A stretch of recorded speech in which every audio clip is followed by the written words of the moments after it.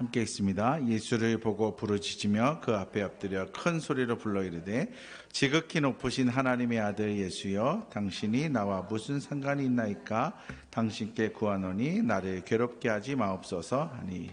아멘. 할렐루야. 예, 우리 수요예배 나오신 여러분들 주의 이름으로 축복합니다. 네. 예배당에 올 때에 많은 사람들 중에 교회 이렇게 쭉 둘러보고 오시는 분들이 계세요. 게시판은 뭐가 붙었나, 엘리베이터 앞에 우리 TV 광고판에는 뭐가 나오고 있나, 네, 그걸 쭉 유심히 보시는 분들이 계세요. 여러분들이 꼭 확인해야 될 게 2층 로비에 전도 현황표를 꼭 보셔야 합니다. 미래교구가 지금 몇 %를 달성했는지, 몇 명을 했는지, 보이는 교구가 우리 신명막측한 교구가 얼마를 달성했는지, 그래서 총 몇 명인지를 한번 보셔야 합니다. 시간이요 금방금방 지나가는 것 같아요. 벌써 6월달 둘째 주가 지나가고요. 이제 전반기 총 결산주의도 며칠 안 남았는데, 혹시 오늘까지 몇 명 전도 달성했는지 아시는 분 계십니까? 네, 잘 모르세요? 주춤주춤 해 가다가 우리 중등부가 우리 전도 축제를 2주 동안 했는데 25명을 달성해 버렸습니다. 그래가지고 2번 이상 나와야지 달성이 되거든요. 2번 이상 나온 아이들이 이제 25명이 넘어가는 관계로 지금 현재 153명이 지금 달성이 됐습니다. 저희 전반기 목표가 178명인데 조금만 더 하면 전반기 때 열심히 낸 그 헌신으로 후반기는 좀 쉽게 가지 않을까, 그런 생각이 듭니다. 자, 그런 의미에서 우리 한번 또 구호 준비하고 우리 전도 외쳤으면 좋겠는데, 우리 온라인에 계신 분들도 함께 구호 준비하면 야 한번 해주셨으면 좋겠습니다. 구호 준비, 야! 전도 할 수 있다. 전도 할 수 있다. 전도 할 수 있다. 전도는 내가 하겠습니다. 전도는 꼭 내가 하겠습니다. 할렐루야. 잃어버리지 말고 같이 좀 하셨으면 좋겠습니다. 자, 성지의 땅에 대해서 우리가 배우고 있는데, 우리 화면 보면서 오늘도 같이 공부해 나갔으면 좋겠습니다. 오늘은 성지의 땅 갈릴리 지역에 대해서 한번 나눌 텐데요. 이 갈릴리 지역은 예수님께서 3분의 2 정도 사역을 하셨던 지역입니다. 그리고 이곳에서 12명의 제자를 부르셨고, 또 12명의 제자들과 함께 사역하셨고, 기적을 베푸시면서 하나님의 나라, 내가 곧 메시아다라는 것을 증거하신 곳이 바로 갈릴리 지역이에요. 그러니 이 갈릴리 지역을 거닐 때 얼마나 큰 은혜와 감동이 있겠습니까? 다음 화면 보시면 이제 저희가 5번에 걸쳐서 지금 성지에 대해서 배우고 있는데, 첫 번째는 이스라엘의 전역에 대한 걸 배웠고요. 지난 시간에는 헬몬산 밑에 있는 우리 텔단과 가이사라 빌립보 지역을 집중적으로 배웠고요. 오늘은 골란 지역 바로 밑에 있는 갈릴리 지역, 그리고 다음 주에는 가장 중앙에 있는 사마리아 산지 지역, 그리고 마지막 시간에는 유다 산지 예루살렘 지역을 이제 배우게 됩니다. 오늘은 이제 갈릴리에 대해서 이제 배우게 됩니다. 다음 화면 보시면, 자, 갈릴리 지금 호수의 전경 위에 지금 그림이 그려져 있는데, 여러분 보이십니까? 네, 이제 동서로 이제 이제 길이가 어느 정도 되는가, 몇 킬로 정도 된다고 써 있죠? 12.5km. 그러니까 동서 가로가 12.5km, 가장 넓은 곳이에요. 세로로 남북이 이제 몇 킬로라고 써 있습니까? 21km. 그래서 총 이 갈릴리 바다를 자전거를 타고 이렇게 한 바퀴를 뺑 돌면 54.5km. 네, 54.5km. 트레킹 할 만한 그런 지역입니다. 그래서 이제 많은 사람들이 요즘에는 이제 이스라엘에 가서 자전거를 빌려가지고 갈릴리 바다를 한 바퀴를 뺑 돌고 온다, 이제 이런 분들이 계세요. 54.5km면 저도 하루 만에 충분히 이렇게 돌 수 있는 거리입니다. 이 거리가 되는 이 갈릴리 바다를 이제 집중적으로 배울 텐데, 다음 화면 보시면, 갈릴리 바다는 이제 짠물입니까? 아니면 민물입니까? 민물이죠, 민물. 물이 풍부하다라는 것은, 여기에 물이 풍부한 것은 곧 농사짓기에 적합하다라는 거예요. 농사짓기에 적합하다. 또 감사하게도 이 갈릴리 지역에 평야들이 있습니다. 여러분 보이실지 모르겠는데 좌편에 보면 게네사렛 평원, 막달라 게네사렛 평원, 가버나움 보이십니까? 그다음 베세다 평원 보이십니까? 맨 밑에 아르묵 요르단 평원 보이시죠? 그러니까 농사짓기가 좋고 물이 많고 이러다 보니까 사람들이 많이 살겠죠. 그래서 이 지역에는요, 그래서 도시가 발달되어 있습니다. 그래서 여기 보면 티베리아라는 도시가 있는데 이거는 로마의 2대 황제 티베리우스 황제의 이름을 따서 지은 도시예요. 이 도시는 로마의 건축 양식이 많이 있던 곳이구나. 이런 것들을 우리가 추측해낼 수가 있어요. 막달라 마리아, 여러분 기억나십니까? 막달라 마리아. 막달라가 이름인 줄 알았는데 이름이 아니라 뭐예요? 막달라라는 지역에 살고 있는 마리아였구나. 이제 이런 걸 우리가 알 수가 있고요. 그리고 게네사렛, 가버나움은 굉장히 중요한데 예수님이 이 갈릴리 지역에 본부를 정해놓고 집중 사역을 하셨는데 그 본부가 어디냐? 가버나움입니다. 가버나움. 여러분들이 좀 아셔야 되고 오늘 또 이제 성경에 나오는 지역이 가버나움에서 예수님이 배를 타고 거라사라는 지역으로 가는 곳 가운데 풍랑을 만났고요. 또 거라사 지역에서 귀신 들린 사람을 자유케 하는 내용들이 담겨져 있으니까 가버나움, 거라사 어디 지역인지 한번 보고 가시면 좋을 것 같아요. 다음 화면 보시면 우리가 성경에 나와 있는 그런 도시들의 이름이 있는데 저 밑쪽 왼쪽에 밑에서부터 보시면 보이실지 모르겠는데 나자렛 보이십니까? 예수님이 잘하신 곳 나자렛. 그 다음에 가나의 혼인잔치. 그 다음에 아까도 얘기한 디베랴, 막달라, 게네사렛, 타부가라는 지역은요. 예수님이 제자들에게 생선을 구워주시면서 네가 나를 사랑하느냐라는 지역이에요. 그리고 가버나움, 팔복산, 고라신, 베세다, 거라사. 이 도시가 이렇게 형성되어 있다라는 것을 여러분 알고 계셔야 되는데 요런 것들을 잘 보고 계시면 나중에 제가 보여드리는 자료랑 연관이 있다라는 것을 발견할 수가 있어요. 왜 이렇게 도시가 형성되고 있는지 나중에 한번 살펴보시면 좋겠어요.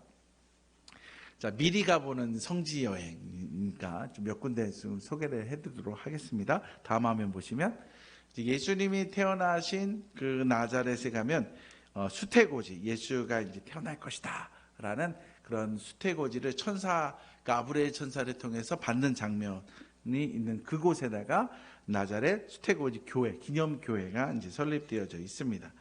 네, 그리고 그 다음 화면 보시면 가나의 혼인잔치 교회가 있는데 이곳이 가나의 혼인잔치 교회고요.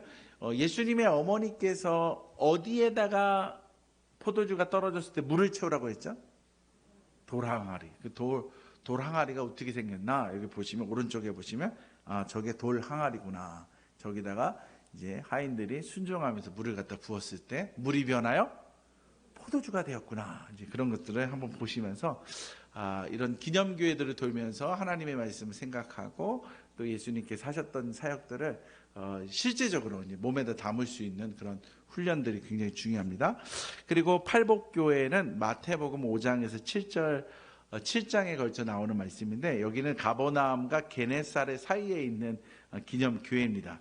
모세가 시내산 밑에서 하나님의 율법의 말씀을 들고서 하나님 나라 또 하나님의 백성이 지켜야 될 계명에 대해서 선포하는 장면이 있었다면 예수님께서는 이 갈릴리 지역에 가버나움과 게네사렛 이 사이에서 수많은 사람들이 유월절에 몰려왔을 때 그들에게 하나님 나라의 법에 대해서 새로운 법, 율법을 해석하면서 어떻게 살아가야 되는지에 대한 하나님 나라의 법을 재해석해주는 장면들이 있는데 그 장소에 팔복교회가 세워져 있습니다. 다음 화면 보시면 가버나움 예수타운 베드로의 집 기념교회라는 곳이 있는데 이렇게 고고학자들이 이렇게 발굴을 하다 보니까 어떤 집터가 하나가 나왔는데 거기에 이제 물고기 잡는 그물, 낚싯바늘 이런 게 나온 거예요. 그래서 여기 바닷가에 있고 어부의 집이니까 혹시 베드로의 집이 아닌가라고 하면서 여기다가 베드로 집 기념교회를 세우고 가버나움 예수타운을 한번 세워야겠다 해서 이제 관광 상품으로 고고학적인 발굴된 곳에 이런 거를 세워놨습니다. 다음 화면 보시면요, 가버나움 회당터, 이거 굉장히 중요한 곳입니다. 여러분, 예수님께서 이 당시에 회당을 중심으로 해서 구약의 말씀을 재해석하면서 이 땅을 살아가는 백성들에게 말씀을 전해주셨는데, 그 회당이 어떤 모습일까? 지금 유적으로 남아있는 걸 한번 보세요. 큰 기둥들이 있고 벽이 있고요. 그 다음에 계단처럼 되어 있어서 앉은 자들, 또 계단 위에 앉은 자들, 뭐 이런 생각도 들고, 그 건축 양식을 재해석해서 한번 그림을 그려보면 오른쪽에 이런 모습으로 가버나움 회당터가 있지 않았을까. 이제 이 회당터를 거니면서 성경 말씀을 읽어가면서 예수님의 그 모습을 한번 상상도 해보는 그런 여행들, 여러분 지금 잘 따라오면서 하고 있는 거죠. 자, 다음 화면 한번 보시면, 자, 오병이어 기적. 네, 다 잘 알고 계시죠? 네, 배고파가지고 어찌할 바를 모를 때, 야, 우리가 먹을 것을 주었으면 좋겠다. 이때에 오병이어 물고기 2마리와 보리떡 5개를 가져온 아이들의 그 헌신을 통해 예수님께서 하늘을 향해 축복 기도하시면서 나눠주니까 끊임없이 나눠주게 되고, 먹은 것을 다 걷어들이니까 12강줄이나 남았더라. 네, 그것을 기념하는 교회, 오병이어 교회가 있고요. 다음 화면 보시면 타부가라는 지역인데요. 여기에 베드로 수익권 교회가 있습니다. 이게 무슨 말이냐면, 그 베드로 수익권이라는 말이 프리머시 오브 피터라는 말인데, 프리머시 오브 피터라는 그 영어로 해석할 수가 있는데, 이게 베드로는 가장 탁월한 자다. 베드로가 제1 제자다. 가장 으뜸이 되는 제자다라는 거예요. 그래서 요즘에 그 로마 카톨릭의 교황이 누구예요? 로마 카톨릭 교황이 되면 다 이름을 뭐로 붙여요? 피터로 붙이잖아요. 피터, 베드로. 왜냐하면 제1 수장이 된 사람에게 붙여지는 거예요. 네가 나를 사랑하느냐라고 예수님이 물으실 때, 네 주님, 주님이 아시지 않습니까? 제가 주님을 사랑합니다. 자, 그때 예수님께서 베드로에게 뭘 구워주시죠? 생선 구워주시잖아요. 생선. 다음 화면 보시면 생선이 나옵니다. 까매가지고 이게 잘 보시는데, 다음 화면 보여주시면, 네, 방송시, 네, 그 전장 보여주세요. 네, 저 위에 생선 보이십니까? 붕어처럼 보이기도 하고 역돔처럼 보이기도 하는데, 저거를 구워가지고 이렇게 주셨는데, 우리나라 붕어는요 가시가 굉장히 많은데 이 베드로 고기는요 가시가 별로 없습니다. 그래서 편안하게 이렇게 드실 수 있는 고기인데, 이 고기를 구워주시면서 예수님께서는 베드로가 닭이 울기 전에 나를 모른다고 3번이나 부인하고 저주했지만 그를 그대로 용서해 주시면서 몇 번 부인했다고요? 3번. 그래서 예수님도 베드로에게 몇 번 물어보세요? 3번. 네가 나를 사랑하느냐? 네가 나를 사랑하느냐? 네가 나를 사랑하느냐? 3번 물으시면서 베드로의 자책, 이거를 다 씻어주십니다. 그러면서 네 양을 먹여라 라면서 사명을 주시는 곳이 바로 이 갈릴리 바다 베드로 수익권 교회입니다. 다음 화면 보시면, 이제 갈릴리에 갔으면 뭘 타야 합니까? 배를 타야죠. 배를 타야죠. 갈릴리 바다에서 이제 예수님을 생각하면서 이제 배를 타는데, 무슨 노래가 생각이 날까요? 저는 성지순례를 안 가봤지만 내가 만약에 성지순례를 간다라면 난 이 노래가 생각이 날 것 같아요. 요한의 아들 시몬아, 내가 다른 사람들보다 나를 더 사랑하느냐 하고 주님이 물으셨네. 그때 나는 주께 대답했네. 내가 주를 사랑하는지 주님께서 아십니다. 주님께서 내 마음 아시리. 갈릴리 바다 가실 때는 이 노래를 외워갖고 가셔야 돼요. 시켜볼 수 있어요. 그냥 자동적으로 나올 것 같아, 이 노래가. 자, 이제 갈릴리 바다가 나왔으니까 이제 오늘 우리 본문으로 이제 들어가야 되는 거예요. 갈릴리 바다를 이제 제자들과 함께 이제 배를 타고 이제 저편으로 건너가자라고 해서 건너가고 있는데 갑자기 뭘 만납니까?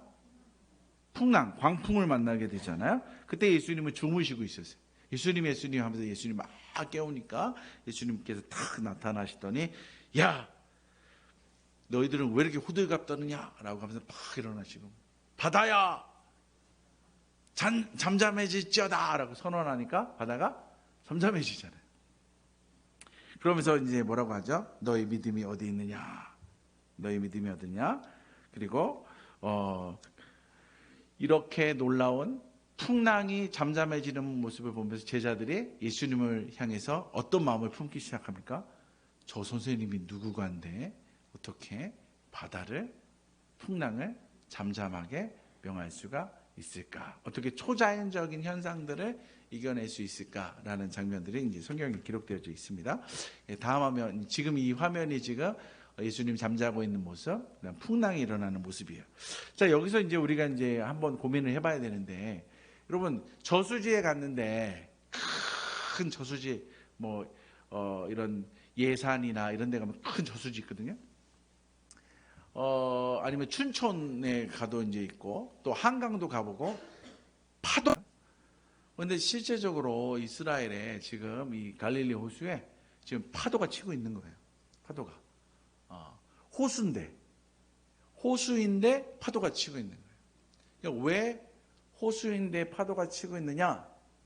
가보지 않으니까 우리가 모르는 거예요. 가보면 알 텐데. 제가 가보지 않았지만 이제 여러 자료들을 연구해가지고 두 가지 측면에서 이게 풍랑이 일어나는구나라는 것을 발견했는데요. 첫 번째 화면 한번 보도록 하겠습니다. 낮에 태양이 이렇게 내리치면 물이 먼저 데워질까요? 땅이 먼저 데워질까요? 네. 여러분들이 만져보면 저수지를 만져보면 뜨끈뜨끈하다라는 걸 느끼세요? 아니면 땅을 뜨거워라는 걸 느끼세요? 땅이죠. 땅이 먼저 뜨거워지고 그다음에 물은 천천히 데워지는 거예요. 양이 많기 때문에. 그래서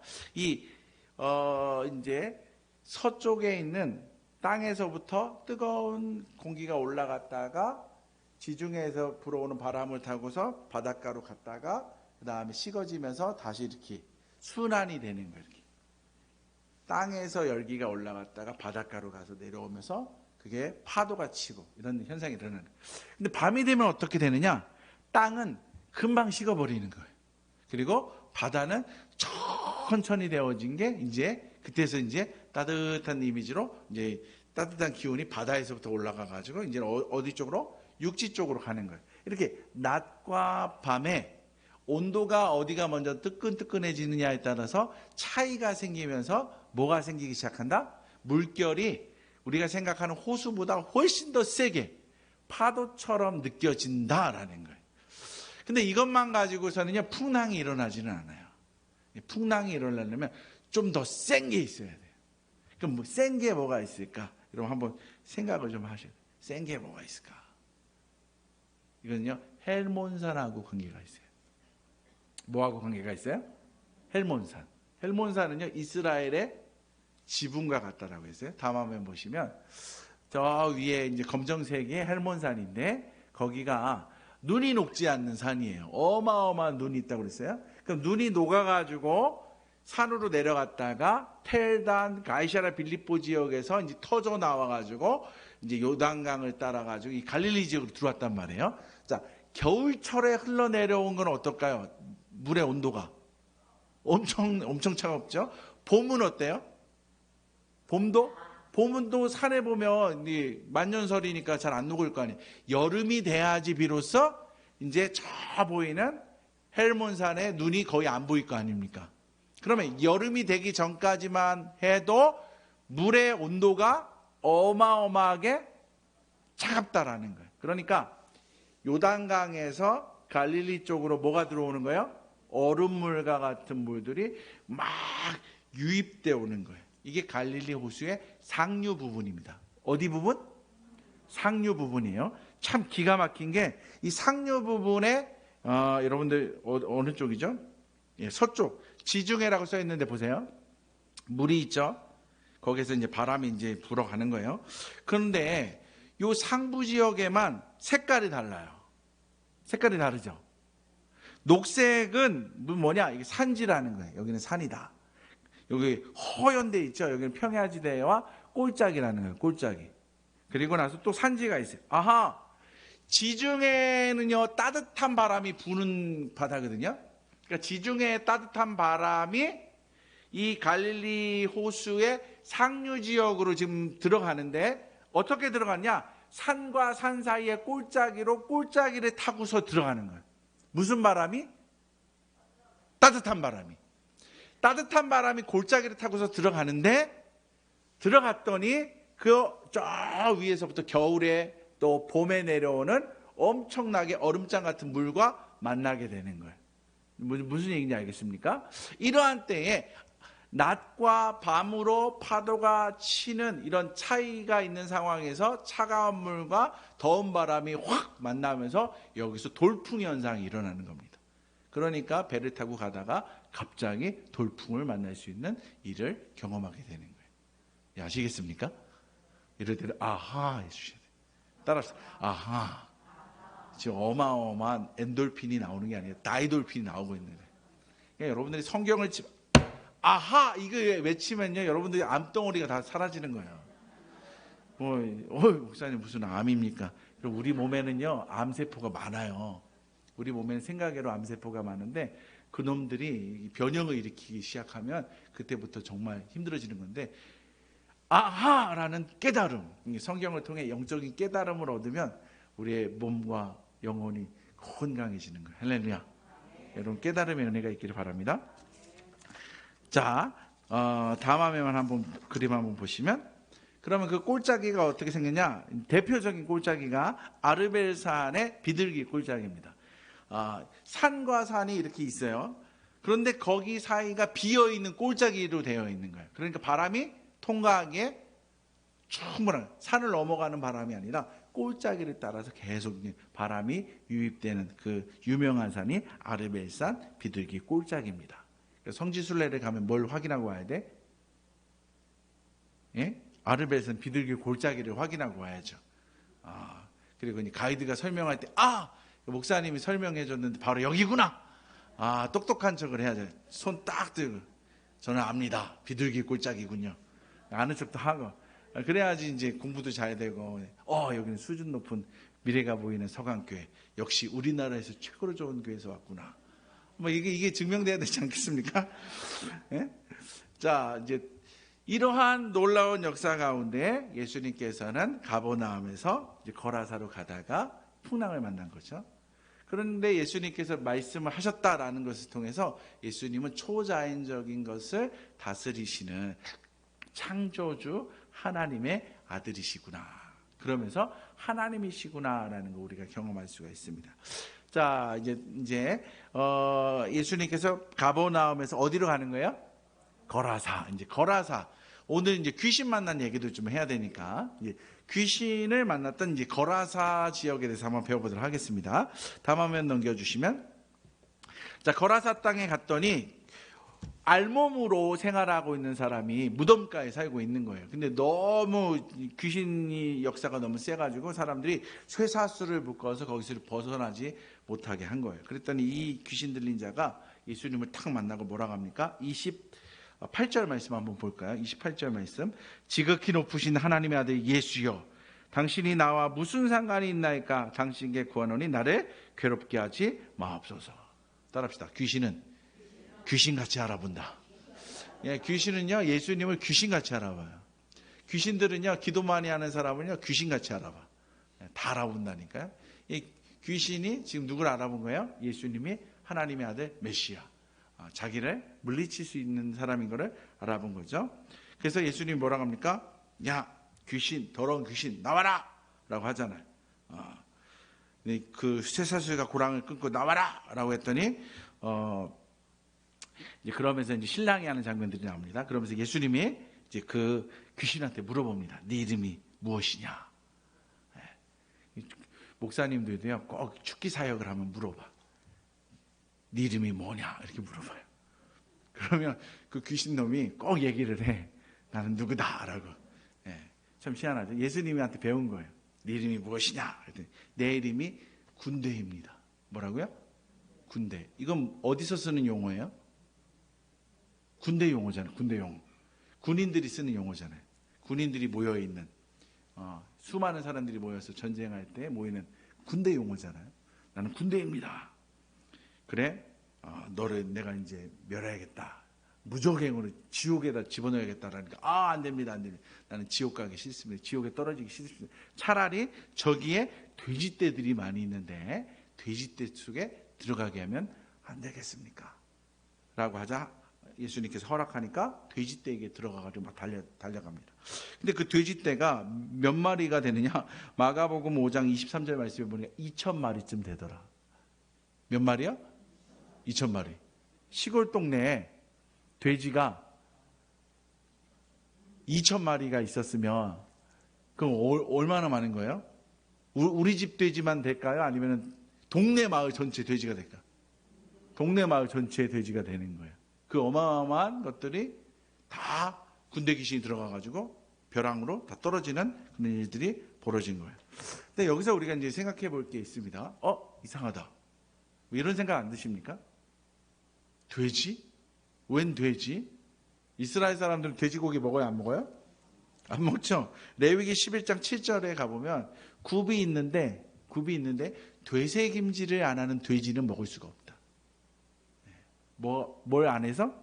되새김질. 그러니까 굽이 있는데 되새김질을 하는 소는 먹을 수가 있지만 되새김질 안 하는 돼지는 가증한 것이니 먹으면 안 된다. 그러니까 이스라엘 사람들은 돼지를 먹어요? 안 먹어요? 안 먹죠. 그런데 지금 돼지라는 말이 나온 거예요. 돼지라는 말. 그 다음에 귀신인데 무슨 귀신이에요? 군대 귀신이란 말이에요. 그러니까 조금 더 이제 우리가 공부를 좀 해야 돼요. 화면 한번 보여주시겠습니까?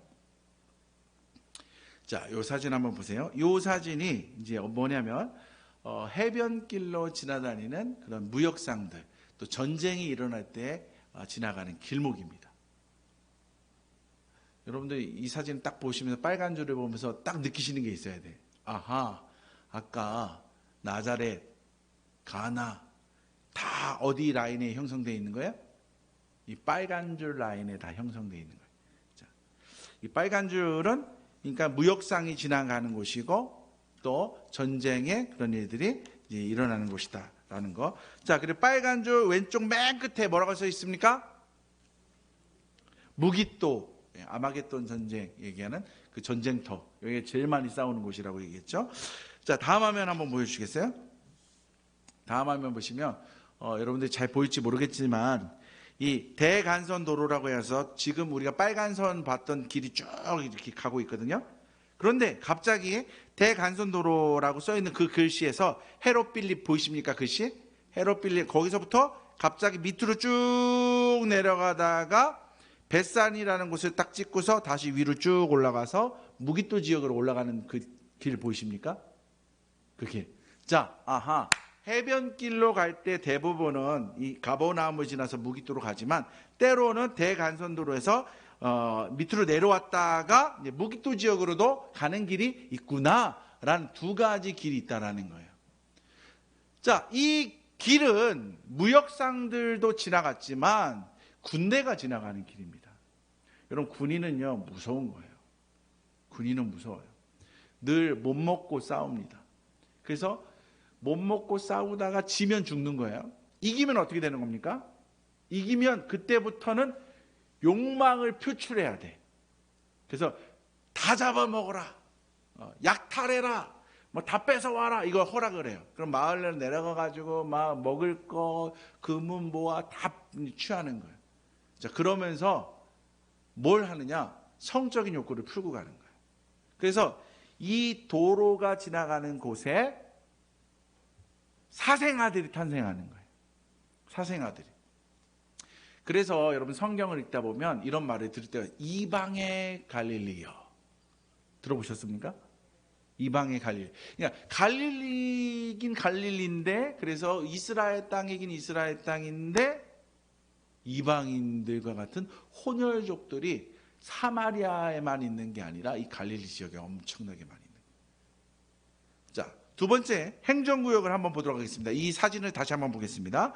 갈릴리, 사마리아, 유대. 여기는 이제 이스라엘 땅이에요. 예수님 당시에 이스라엘 땅이에요. 자, 맨 위에 갈릴리 옆에는 헤롯 빌립이 다스리는 땅이고요. 그 밑에는 데가볼리 이방 땅이고요. 그 밑에 베리아 이방 땅입니다. 아하, 갈릴리를 중심으로 해서 요단강 이쪽 동쪽 편에 있는 고란 이 산들 쪽에는 다 무슨 땅이다? 이방 땅이구나 라는 거죠. 이방 땅이구나. 이거 우리가 이제 알 수가 있는 거예요. 자, 그러니까 유대인들은 돼지고기를 안 먹지만 이방인들은 뭘 먹어요? 돼지고기를 먹잖아요. 여러분들이 제일 좋아하는 음식은 무엇입니까? 김치찌개! 이렇게 손들으시니까. 김치찌개에다 뭘 집어넣어야지 맛있습니까? 돼지고기! 제가 정보를 들었는데 문봉순 권사님네는 돼지고기를 안 집어넣는데 저기는 참치를 넣는데요. 참치. 근데 대부분의 집들은 뭘 집어넣어요? 돼지고기. 저희도 돼지고기를 집어넣거든요. 돼지고기 얼마나 맛있습니까? 우리는 뭐예요? 유대인이에요? 이방인이에요? 우리 이방인이잖아. 돼지를 먹어야죠. 돼지를 키우는 거예요. 그러니까 이 거라사 지방에 돼지가 많은 이유는 이방 땅이고, 그리고 이 주변에 사생아들이 굉장히 많고, 그래서 이방이 갈릴리라는 얘기가 듣고, 그 다음에 이 지역에 군대들이 어마어마하게 지나다니면서 수많은 군인들이 전사했기 때문에 뭐가 많다? 귀신이 많은 거예요. 귀신. 약자들이 살고 있는 마을이라는 거예요. 예수님께서 이 땅에 오실 때에 뭐라고 선언하시죠? 누가복음 한번 가볼까요? 누가복음 4장 18절 말씀. 누가복음 4장 18절 말씀. 우리 찾으셨으면 아멘 하시기 바랍니다. 함께 읽습니다. 시작. 주의 성령이 내게 임하셨으니 이는 가난한 자에게 복음을 전하게 하시려고 내게 기름을 부으시고 나를 보내사 포로된 자에게 자유를, 눈먼 자에게 다시 보게 함을 전파하며 눌린 자를 자유롭게 하고. 아멘. 할렐루야. 지금 예수님께서 메시아로 오신 목적이 뭐예요?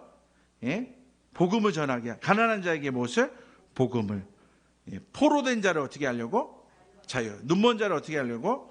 다시 보게. 짓눌린 자에게 해방시키는 은혜를 주기 위해서 오셨다는 거예요. 그러니까 예수님께서 이 땅에 오신 목적은 나는 내 백성, 말씀을 담당한 내 백성, 이스라엘 백성만 구원하기 위해서 왔다는 거예요. 아니면 저 땅에 건너편에 있는 그 거라사 땅에 있는 그 이방인들, 심지어는 귀신에 억압당하고 있는 그 사람일지라도 뭘 하러 오셨다는 거예요? 구원하러 오셨다는 거예요. 그런데 지금 마을 전체가 소유하고 있는 2,000마리의 돼지떼에 귀신이 들어가서 죽게 되는 이런 일이 일어났잖아요. 뭘 얘기할까요? 한 영혼이 뭐보다 귀하다?